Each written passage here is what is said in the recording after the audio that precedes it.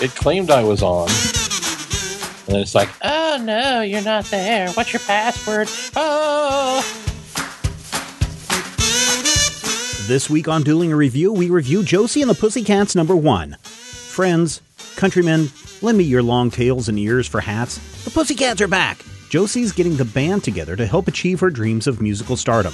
But for the group to last, it needs a strong foundation of friendship and trust. Can the girls get going, or will Alexandra's plotting put a stop to the whole thing? Don't miss comics' supreme songstresses return to the limelight in this exciting first issue.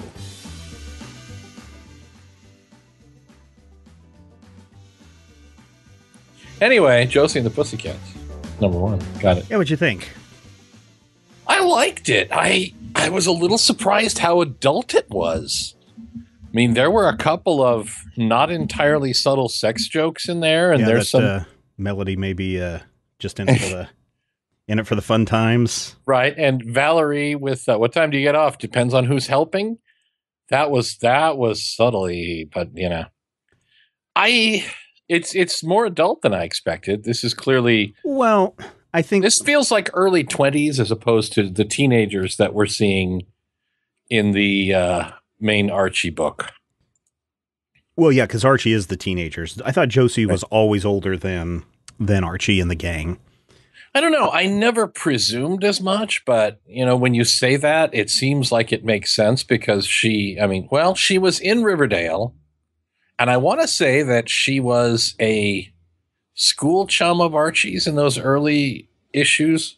Maybe it was one of those, he was a freshman, she was a senior type things. That could be it. That's because she seems to, ever since I've known Josie, she's always had a career and, tour dates and those kinds of things, which, yeah, I know there's your Justin Biebers and your Britney Spears of the world that are doing all the stuff as young kids. Yeah. But in this realm, I always saw Josie as much, much older than Archie or anybody else. So, well, and it's not like I've read Josie books regularly. The last time I read a Josie book was when I reviewed the first appearance of Josie and the Pussycats a few months ago. So, and that's a good story. But I liked it. I feel like this is an interesting riff on the new Riverdale, first of all, which I think is great. I love everything that's come out of New Riverdale so far, and I also love the Archie horror books, and I feel like this is kind of a really solid young adult type story, which could be going interesting places, and I'd really kind of like to see a Josie-Valerie relationship, but I don't think they'll do it. I don't know. All in all, this is we talk about revamps and launch boots and boot vamps and reworkings, and this feels like a new take on a classic property done really, really skillfully. I think Archie Comics, the publisher, I think they've kind of something gelled a few years ago. Yeah. When they kicked off, and this was almost maybe 10 years ago, when they kicked off Kevin Keller and they added him to the set, because they were really, you had some diversity in Riverdale. They were starting to add a bunch of different characters. You had people with disabilities, people of different races and backgrounds and religions and all that stuff. But Chuck and Nancy came around in like the early 70s. Yeah. They integrated Archie before they integrated the Avengers. Right. But by the time Kevin Keller came around, Archie was basically openly embracing gay characters.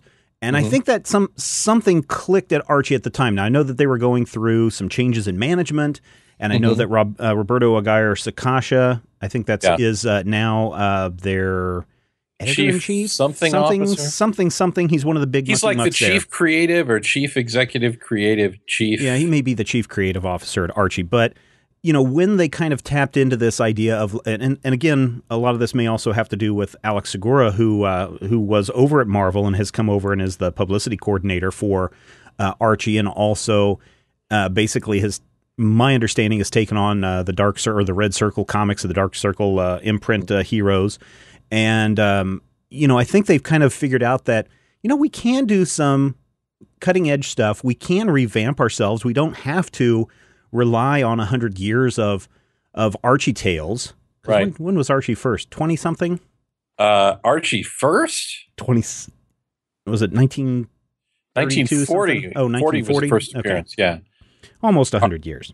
Yeah, give or take. But I think that they have tapped into something, and certainly with the success of Afterlife with Archie and the Chilling Adventures of Sabrina, I think that they've kind of really recognized that we can tell new tales of this, we can revamp things, and audiences will like it or they won't like it. And certainly by taking a different approach to the art, by taking a different approach to the stories that they're telling, to modernize. I mean, and again, I say modernize because Riverdale has always been modern. Right. You can go back into the archives and you can find that they were always hip to what was going on with the young kids.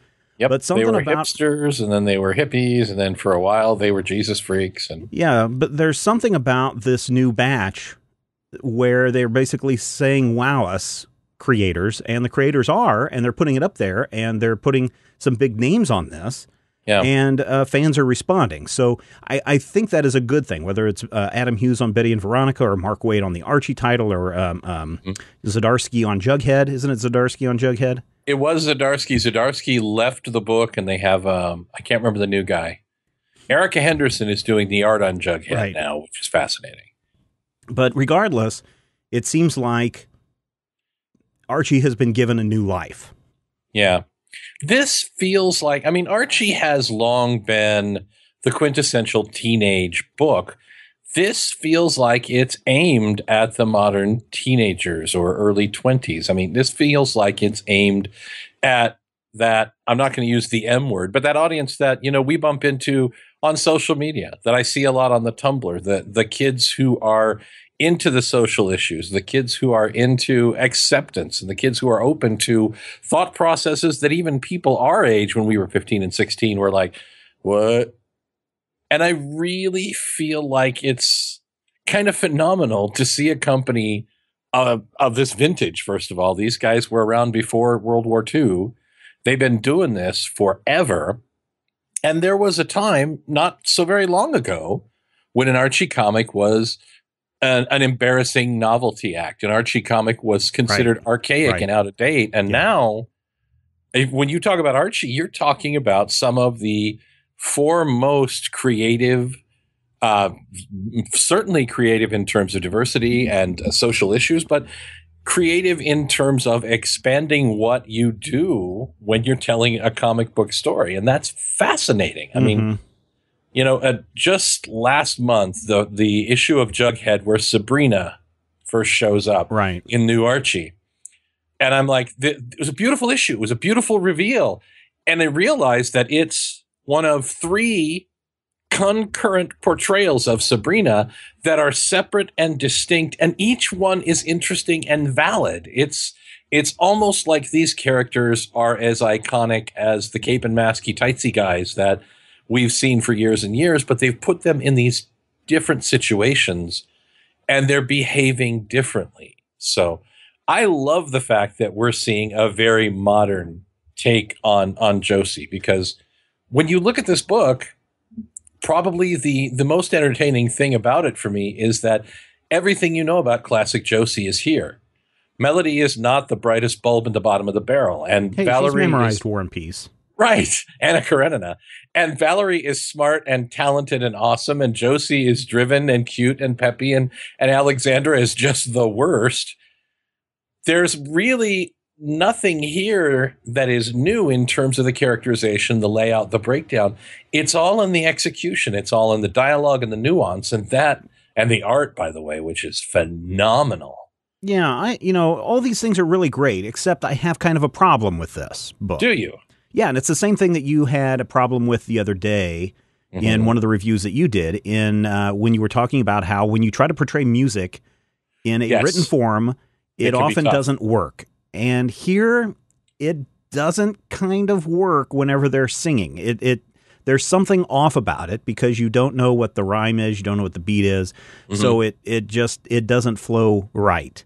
And so I think that was the thing that is probably of everything, and this is something that probably would need to be addressed going forward is if you can't understand the lyrics, you can't understand if they're good or not. You can't understand if the group is good or not, and your belief in the group is what's going to cause you to continue to believe that they can be a success. That is a very valid point because, 3 pages apart, we see the girls singing badly, and we see the response of the audience and Alexandra, and then they make some changes, they give a big hug, they start singing again, and implicitly they're singing well, but we can't tell we any don't know difference. We don't know if Josie is tone deaf, right, and she's singing off key. Right. We can hear what Alexandra is saying, but again, it's a biased view from someone who hates Josie. So Josie's not singing off key. Josie's an angel. It's just that Valerie has a stronger voice. Yeah, so I think that to me was the biggest stumbling block or the biggest hurdle that I had to get over when doing this. And so I like this issue. I like where it's going. I like that we're getting, the start of this band. But there's something that hasn't quite gelled with me yet in this book. The writing is fine. Characterization is fine. But the singing bits, and this book is going to have to rely heavily on singing. Or at least if it does, you can limit it to maybe a 1-page splash or something, but not a third of the issue. Yeah, it's going to be a balancing act. Yeah. It's going to be really difficult because it's a musical story featuring musical characters. They're going to have to find a way to either streamline that in so that it doesn't become distracting to you. And less so to me, but definitely it was a thing. And that, I think, is always going to be your issue with the Josie and the Pussycats story to some degree. I mean, I don't know if it'll always be my issue, but I mean, they need to do something to... Historically, if we go back to the beginning of Josie and the Pussycats, or as I like to call them, hey guys, let's make a group like the Monkees with a cuter bass player. Not saying that Peter's not cute, I'm just saying. But definitely that's always going to be a problem when you're dealing with a book that is this musical. So I'd say that is a definite legit criticism. Because if you read this story, like most of the new Archie books, has a reprint in the back, and that reprint is the first appearance of Josie and the Pussycats, right? From Pep 22 or something. And if you look at this, you've got Melody, who is, she's got the sing-songiness to her voice, and they're just indicating that by a little note, right, as she talks. When she talks like this. In the comic, at no point are they actually singing. Alexandra uses some magic that she has to make the girls sound like cats when they go up on stage.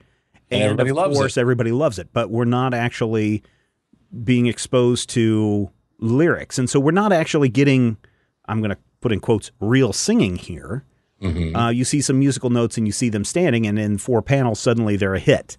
And I think that's a lot different than this one that opens up with Josie in her imaginary world singing something, and we're trying to figure out what this is and trying to make sense of it. So, I mean, I'm not saying it's bad. There are 3 musical performances in the book. Right. So, What did Alexandra run off with in the coffee shop? She stole something of Josie's. Was it her songbook? She's the devil. The devil! I'm not sure, actually. Because it was sitting on the counter. Alexandra walks in, and then we see her walking out after they have a fight. And circled is this notebook she's carrying that says Josie on it. I wonder if it's Josie's book of songs. That's what I think it is. It's the book of songs. Because a couple panels back on the page back, when she's talking to the bar owner, you can see it clearly on the counter before Alexandra walks in. Yep. And I think she's plotting. Melody is definitely over 21. Oh, yeah. Because there's vodka in the fridge. Yep. And ice cream. Yep. Well, the vodka's important. Well, I mean, I suppose. No, vodka's very, very important. Okay. Sometimes you need to have vodka. The other thing that's kind of interesting about this, and again, I don't know enough about manga or anime in general, but doesn't this have a weird kind of Sailor Moon kind of vibe to it where, I mean, they kind of, from the art style, they kind of look like manga characters. But then at the end, when they're introduced to their to this guy that really takes a liking to their music, this bigwig guy, he just seems like, one of these magical men that come out. And now, granted, he's not wearing a top hat and cape, right? But he seems to almost feel like we're in the middle of an anime manga story, and here's the dashing hero guy that everyone's going to pine over going forward. Well, I mean, you can definitely make the case. And I think the biggest case for it is, as with a manga story, sometimes the facial expressions are simplified for emphasis. Mm-hmm. And you'll have super detailed backgrounds where it's clearly, you see where they are. They're in, the veterinary clinic where we first see Valerie. But when Melody sees the kitties and is dancing around, really, really exaggerated kitty, kitty, kitty, kitty, kitty, kitty kind of facial expression. So, yeah, I can see that. Now, who did the art on this? The art on this issue is being done by Audrey Mok, I think is how you say her name, M-O-K. Unfamiliar with the name. But it's good art. I mean, everything about it. Marguerite Bennett and Cameron Deordio. Deordio. I don't know how to say his last name, but the writing is good. I mean, it's solid. It's a solid story. My concern is maybe keep the musical numbers to a limited going forward, or maybe find a way to do them with a beat, or I don't know. I don't know how you would do it. Well, there's a lot of ways you can do it, and probably the simplest way, and maybe the way that won't work in this context, is to give us an expectation of what song beat we know that they're singing to the tune of Inagata Davida, or something like that. Yeah. But I don't know. Or, this is the digital age, man. You can actually make the songs available on Archie's website for 19 cents. You can put it up on SoundCloud or something like that. Yeah. But then again, that would require that you go and find a band of people to do this. That's because Josie's not about cover music; she's about original music. So they're going to have to come up with the original music. Okay. Josie, man, was based on the Archies, who were based on the Monkees. And never mind. That's cool. You remember the cartoon? I love the cartoon. Yeah. Where they traveled around on their space van. That was Josie and the Pussycats in space. Yeah. That was season 3. Yeah. I remember that. Everything's in space. Yeah. I bet by issue 3, they're flying around in their space truck in this comic. Did you see that Regular Show is now on space? Regular Show is off the air at the end of this season. Yeah, so this last season is in space. And Adventure Time is ending next year in 2018. 2018 is not next year. It's the year after next. Well, it's close enough to the end of this year as far as television is concerned. Everyone's looking at the 2017 season. And so it will end in 2018. So there you go. There you go. That's sad. I guess. I suppose. I'm waiting for the other shoe to drop on Steven Universe and say, "Oh yeah, there's no more Steven Universe after Thursday," and then we all cry. Who is the creator of that show? Rebecca Sugar. Yeah, Rebecca Sugar. She's gotten a lot of backlash lately, hasn't she, from like diehard fans? I don't know. I know there were a couple of controversial moments that people were, throwing up a little bit. I think fandom is really great, but sometimes fans can be horrible.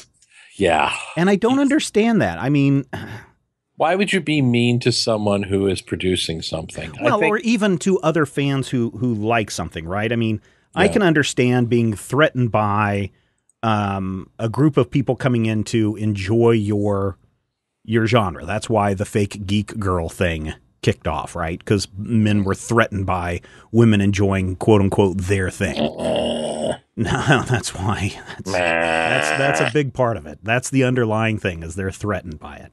Well, I'll buy that. Yeah, but I'll still go. But when it comes to like fans who are like, "Oh yes, we all love." The Steven Universe. And then one fan is like, "Yes, here's my art." And everyone's like, "Oh, how dare you? You are the worst person in the world because you have depicted them in your art style and not in somebody else's style." And then they all just like torture this poor girl to death. It's horrible and it's dumb. And I can't understand why people will go that far to put down a fellow fan of something. It's like Kansas City Chiefs fans. Oh, wait, let me pick something better. It's like Denver Broncos fans. Right. Suddenly turning on each other because one of them decided to wear a jersey from 1972 to a game.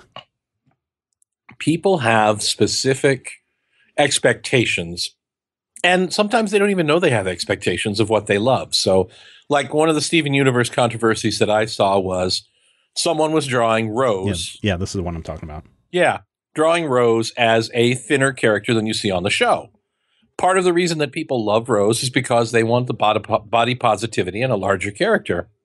And that is an entirely emotional thing. And when you're really attached to something, as a fan, sometimes you have an unwarranted sense of ownership. And that's where you get not only the blowback against the creators, the blowback against other fans, angry wars between the people who want, they want Castile to sleep with Dean, or they want him to sleep with Hank. I don't know. I don't know anything about Supernatural, but I know that there are people who fight over who the angel should be dating. And what it really boils down to is you are attached to emotionally, you're attached to the material. And that's good. Well, I think it's good to a point until the infighting starts. Right. And once then you yell fire everything falls apart. Theater. Yeah. Well, but that's the sad thing, is that ultimately the fandom will fall apart because people are going to look at it and go, is this the fandom that I thought I got into? And this is how people are reacting and acting. I'm sorry. I'm going to go like something else. And then so they dissolve. And that's unfortunate. Yeah, but I like to think that fans, not as a whole, because obviously, I don't remember who said it, but somebody said that people are smart, or a person is smart, but people are stupid, panicked animals. And that is true when it comes to any fandom, any grouping. I mean, even a small grouping, even, say somebody who's like, you know what, we really love the critical hit, but we're mad that X character is gone. Where is that character gone? That's the character that I love. When you really hook on to something, when you feel like you are attached to something, sometimes you have to take a step back and try and understand the why. Why are you so attached to this? And it's not so much about that kind of an attachment that you explained with Critical Hit. It would be more like, oh man, I really love character X, and that character is no longer here. And then someone else coming in and saying, you love that character, you're an idiot because you love that character. Everyone knows that character Y is the best character and character X is dumb, and you're dumb for that. Everyone knows that Critical Hit only works because of character Y, and then they get into that kind of an argument. Now, you can certainly have your favorite character. Like, I like Josie in this, and I'm not normally a big fan of redheads. Valerie. What's that? Valerie. You like Valerie? You're wrong. It's Valerie. No, I mean, saying personally in this, that's who I like is Josie. But I'm not going to, rip apart and humiliate and send death threats to you because you're in love with Valerie.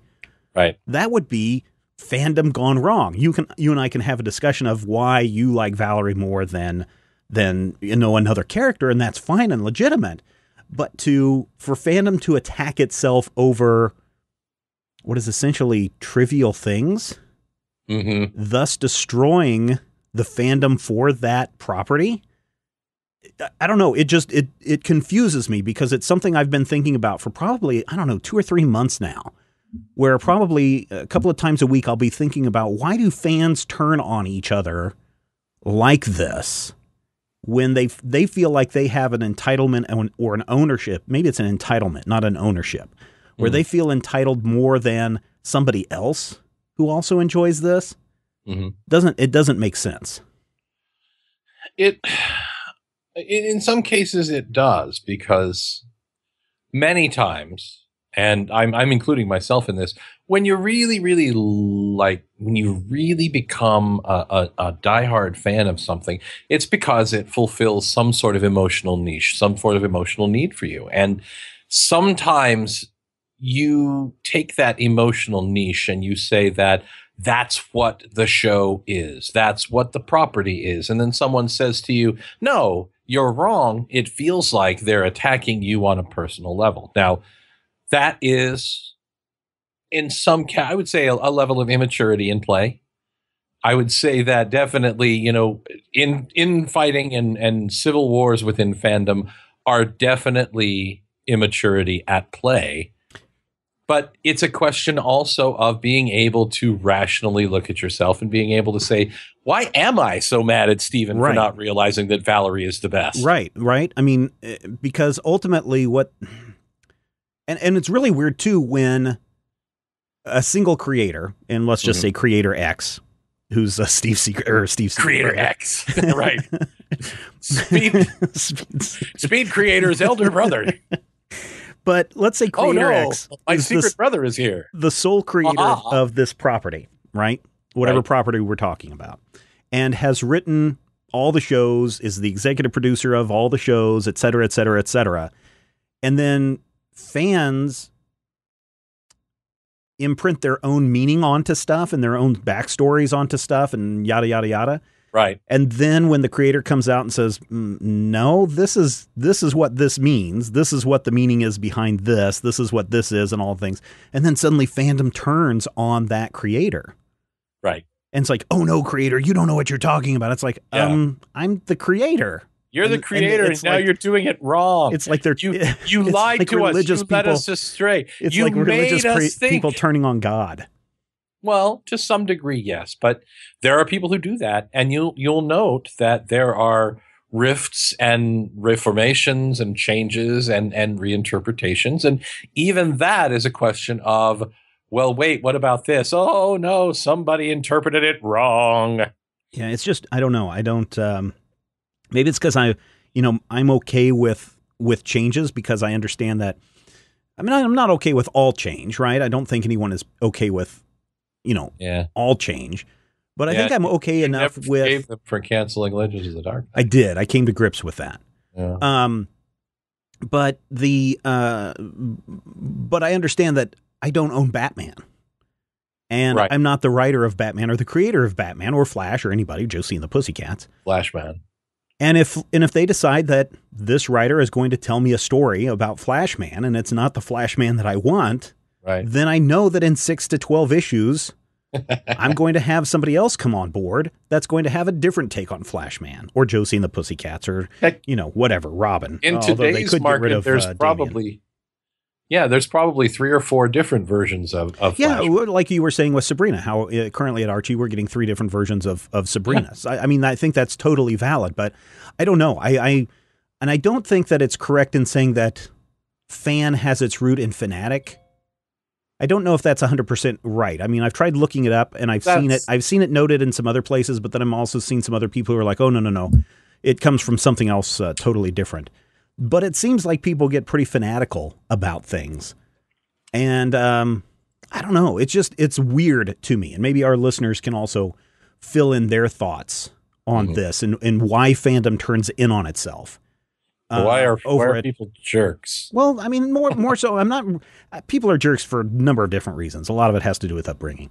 But I think why does fandom turn on itself is a good question that you and I aren't going to answer in this show because this isn't the show to answer that in. There are many other shows that we could do this, but our listeners could give us a start by heading over to majorspoilers.com and using the comment section for this episode to share their thoughts on why fandom seems at one point just really cool, and there's a lot of cool fandom people in there, and then suddenly they start turning on each other for no reason. I can't figure that part out. I mean, even in the cosplay community, suddenly someone has a bit of a success, and that may be more of a success thing, but suddenly cosplayers turn on each other, or comic book fans turn on each other, or whatever thing that you love. For some reasons, fans turn on each other.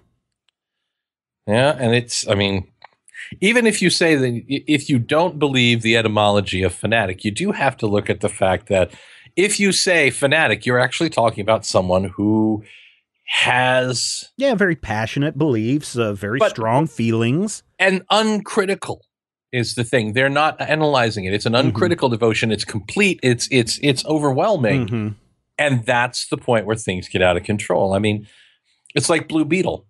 I love Blue Beetle, but I've also been around long enough that this is my 4th Blue Beetle.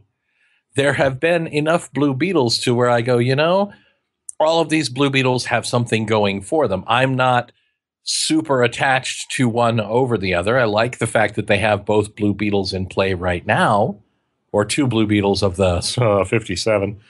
But there are people who, and some of them actually work in the companies making these books, who cannot fathom a Blue Beetle who is not Ted Cord, or an Atom who's not Ray Palmer, or a Wonder Woman who's not. Well, that's probably a different argument for another show. Well, but that argument is, I don't know why people are surprised. That's all I'll say on that. That's right. These are people who cannot pick up on their subtext, is all I'm saying. 75 years. It just is.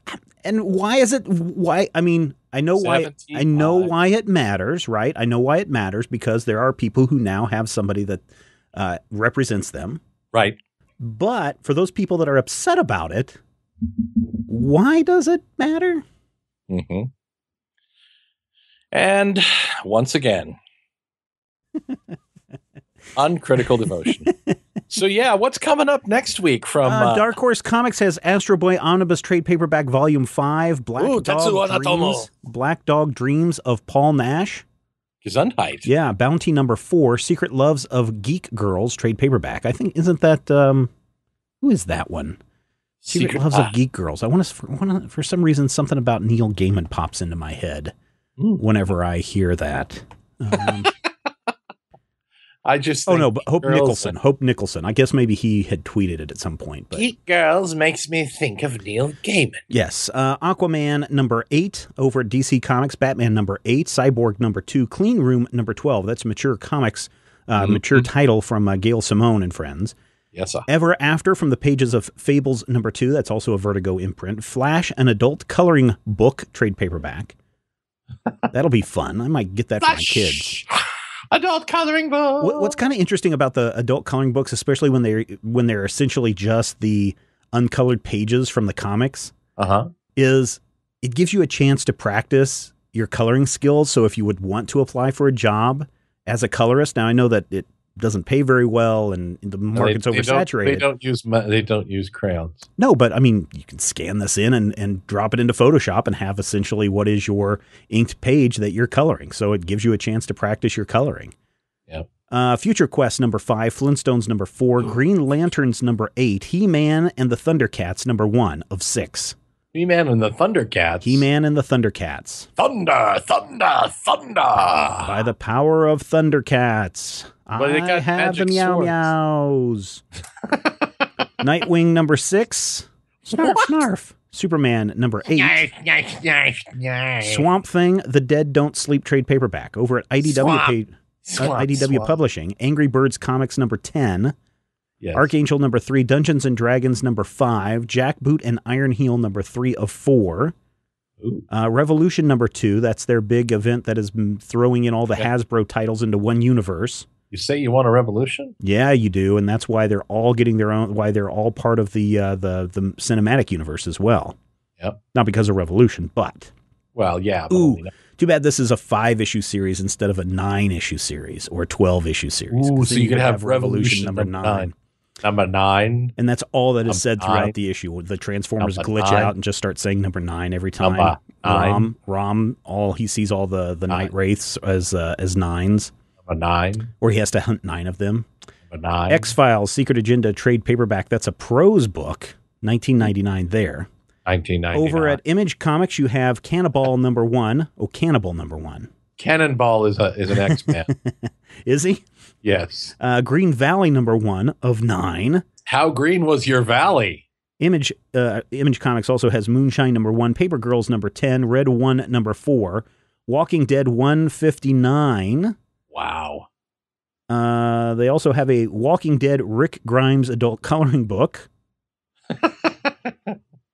What color should we make? Lots of red and green and brown. Right. Rick's cut off stump hand should be red. Marvel Comics has the all-new Wolverine number 13, Cage number 1 of 4, Champions number 1 now. Champion. Deadpool and the Mercs for Money number 4 now. Deadpool Back in Black number 1. That's where he teams up or he puts on the Venom suit. The Enchanted Tiki Room number 1 comes out. That's the Disney crossover. That's where they have been doing these series based on the attractions at Disney World and Disneyland. Yeah, they just finished what was it? The Haunted Mansion, I think, just wrapped up. I know they had something Big Thunder about a Mountain. Railroad. Well, they had the Big Thunder Mountain. There you go. That's the one. That was like the Big Rock Candy Mountain. That's what it was. Yes. Jessica Jones #1. Oh, cool. Comes out. That'll be a lot of fun. Scarlet Witch #11. Spider-Man 2099 #16. Marked down Spidey for 11. Unbeatable Squirrel Girl beats up the Marvel Universe. Original graphic novel hardcover. That's a $24 book. Hardcover Squirrel Girl? Hardcover Squirrel Girl. Ladies and gentlemen, it is the year 2016, and we have just said the words hardcover Squirrel Girl. She's going to beat up the Marvel Universe. You could not have seen that coming in 1991 when Squirrel Girl first appeared. A&A Archer and Armstrong #8 comes out, as does Aftermath Big Clean #2. Archie Meets the Ramones one-shot. Oh, Archie Meets the Ramones. Hey ho, let's go. At least when they sing in that book, you'll know what the tunes are, right? Well, yeah, because every song goes da da da da da da da da da da da. All the Ramones songs go 1, 2, 3, 4. I'm gonna have to after we're done recording. I'm gonna have to open up my Ramones collection and listen to the best of. Assassin's Creed #12. Oh, Betty honey, Boop #1. Oh, you reviewed Betty Boop #1 this week. I did. On the I Major Spoilers Betty podcast. Boop. Yeah. Big Trouble in Little China and Escape from New York #1 crossover. You're going to check that out. Black #1. Crisis on Infinite Kurt Russells. Charles Burns' Last Look. I don't know what that's about. Well, Charles Burns is the guy who wrote and drew Black Hole. So I imagine that it's a new Charles Burns comic. Maybe. Let's see. Grim Fairy Tales Genesis Heroes Reborn. Genesis. Oh, let's go down, scroll down a little farther. Goldie Vance #6. I hear good things about Goldie Vance. And Action Jack. Grim Fairy Tales Annual 2016 #1. Hard Case Crime Triggerman #1. Oh, these are going to be interesting because Titan Comics, has a new imprint of hard crime tales in comic book form. So these are going to be pretty adult and these are going to be pretty hard hitting. But I'm interested in seeing what the books are going to be about, what the stories are going to be about. These are all mature readers' books. But Hard Case Crime's Triggerman #1 comes out next week. I bet it's a man with a trigger. It might be. If you've seen the covers to them, they look like pulpy covers from the 40s and 50s. They look super cool, and some of the interiors look really interesting as well. She was a dame. He was a trick. In the previews that we have at Major Spoilers, a lot of things are blacked out, so be aware of that. Ooh. Homies #1. No, nudity. You think comic books are going to block out violence? Heck no, that's the main selling point. Someone getting their head blown off in the pages of Invincible, yet we can't show an Adam Eve with her clothes off or breastfeeding their child because, I'm not saying we want that to. would, no, I'm not saying that either. I'm just saying that if they had done that, people would have flipped the heck out. It's a double standard. That is a double standard. Speaking of double standards, Jungle Fantasy Annual #1. It's all Little Tales in the Forest. My jungle. Oh, Little Tales in the Forest and Little Tales in the Jungle. Interesting. I don't know. What if they're related? By. They must be because they're right next to each other in the list. Well, they're alphabetically right next to each other in the list. They're both called Little Tales. That's like saying Adventures of Batman and Adventures of Spider-Man are the same thing. Oh, no, because they wouldn't be next to each other. There'd actually be like the Adventures of Squirrel Girl. Yeah. Secret History of Twin Peaks, the hardcover novel. That's $30 there. Rough Riders #6. Rochelle #3. Return of Honey Buzzard graphic novel. Honey Buzzard. Oh, we talked earlier about Regular Show coming to an end. Don't worry. The comic book series for both Regular Show and Adventure Time continue. Nice. I think Regular Show is, I want to say Dynamite maybe, but it could be Boom. Regular Show, I think, is a Boom Kids. But I know that Adventure Time is Boom. Yeah. Soft City graphic novel, Stone Man Mysteries, Thin #2, Voltron Legendary Defender #3 of 4. And here we go, Zombie Tramp, Halloween 2016. It's got a Mendoza cover, a Mendoza risque cover, a slasher cover, a risque slasher cover, a McKay cover. McKay, oh, sorry, McKay. I thought it was McKay. McKay cover and a McKay risque cover. McKay Risque? Yes. That's my drag name. I'm sure it is. All right. If you are interested in these comics, well, you can certainly find the complete list over at Major Spoilers next week. But if you're looking for something in particular, you really need to make a point, especially when it comes to the smaller publishers that we read towards the end of this list. If you're interested in those, you really need to check out your local comic shop and let them know that you want to order this stuff or you want them to get it for you. Now, you may not walk in and be able to pick up a Gold Digger number 237. Right. Which apparently, according to a certain website, listed as the longest running comic featuring female leads ever. Because it's been uninterrupted under like Wonder Woman, which has had multiple volumes. Right, and there was a time when there was no Wonder Woman book. Right. There was only Artemis. But if you want to pick up Gold Digger 237, you're going to need to let your comic shop know. Now, if you go in on Wednesday next week, you say, hey, man, I'm here to pick up my Gold Digger number 237. They're going to look at you and go, first of all, what's a Gold Digger? And number two, they're going to say, well, we don't have it here, but if you give me a week or two, I could probably track down a copy for you. You don't want to put your LCS through that. So be kind, order ahead. Orders were due 2 days ago for the next If they're for super December. hip. If they're hip to the super jive, they might say, I'm not saying she's a gold digger, but I'll order you the comic. But here's the other thing.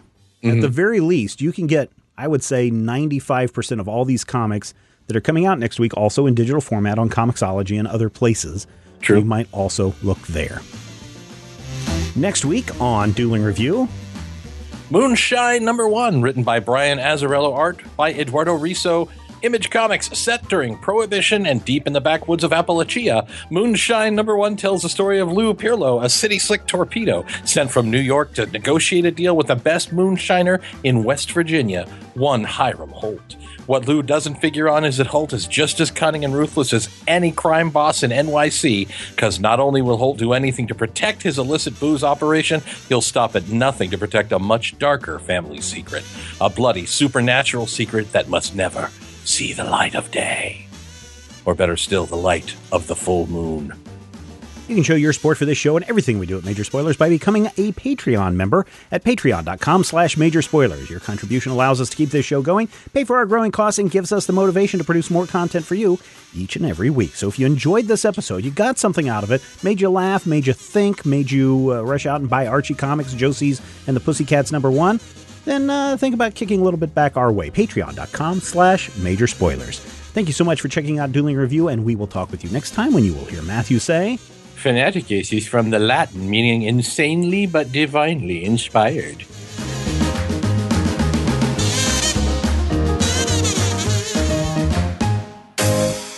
This podcast is copyright 2016 by Major Spoilers Entertainment, LLC.